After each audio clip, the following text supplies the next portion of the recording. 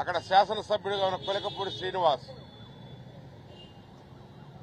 దాదాపు 400-500 మంది వారిని వెంటబెట్టుకొని వాళ్ళ పార్టీ నాయకుల్ని కార్యకర్తలను వెంటబెట్టుకొని వచ్చి దౌర్జన్యంగా దాన్ని రూమ్ మొత్తం కూడా కూల్చివేయడం జరిగింది.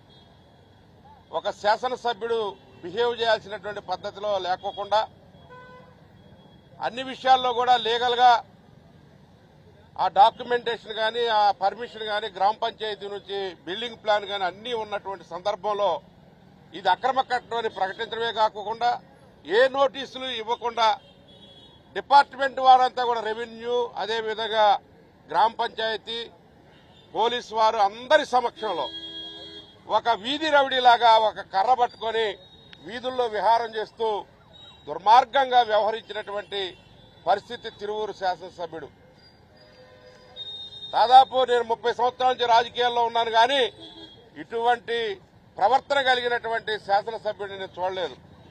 డైరెక్ట్ గా మా యొక్క వైఎస్ఆర్సీపీ నాయకుల్ని కార్యకర్తల్ని డైరెక్ట్ ఫోన్ చేయటం, వాళ్ళ ఇంటికి డైరెక్ట్ గా వెళ్ళటం, బెదిరించడం, మీరు పార్టీలోకి రమ్మని వాళ్ళని రాకపోతే దాని కాన్సిక్వెన్సెస్ వేరుగా ఉంటాయని చెప్పటం, ఆ విధంగా బెదిరింపుల్లో సంఘటనలో భాగంగానే ఈరోజు మొన్న కాలసాని నాగలక్ష్మి గారి ఇంటికి వెళ్ళటం, వెళ్లిన తెల్లారి వచ్చేసి వాళ్ళు వినలేదని చెప్పి లొంగలేదని పార్టీ మారమని చెప్పారని వాళ్ళ ఆస్తి మీద దాడి చేయడం జరిగింది.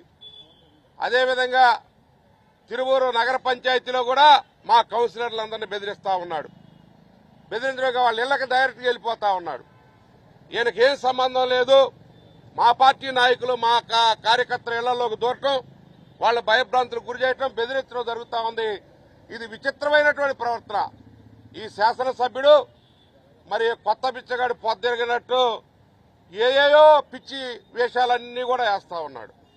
వీటికి తగిన రీతిలో ప్రజలు బుద్ధి చెప్తారు. ప్రభుత్వం కూడా ఇలాంటి వారిని పెట్టుకుని అబాసుపాలు కావద్దండి, మీరు నచ్చజెప్పండి, లేకుంటే ప్రజలే తగిన రీతిలో నచ్చజెప్తారు, బుద్ధి చెప్తారు.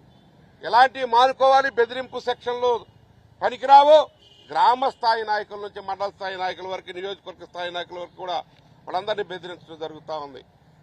ఇలాంటి బెదిరింపులకి వైఎస్ఆర్సీపీ కార్యకర్తలు లొంగిపోరు, గట్టిగా నిలబడతారు. తప్పకుండా ప్రతిఘటిస్తాం. ప్రతి ఒక్క అంశాన్ని కూడా చట్టపరంగా ఏ అయితే చర్యలు తీసుకోవాలో లీగల్ బ్యాటిల్ కూడా చేస్తాం. మీ యొక్క నిజస్వరూపాలన్నీ కూడా బయటపడతా ఉన్నాయి. నిజంగా ప్రజలు తగిన రీతిలో రెస్పాండ్ అవుతారు, బుద్ధి చెప్తారని చెప్పి కూడా తెలియజేసుకుంటా ఉన్నాను.